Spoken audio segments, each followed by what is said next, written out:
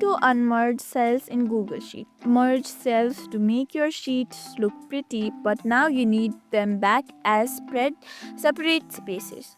Unmerge the cell in Google Sheets is super simple and gives you full, flexible, and rearrange or edit your data.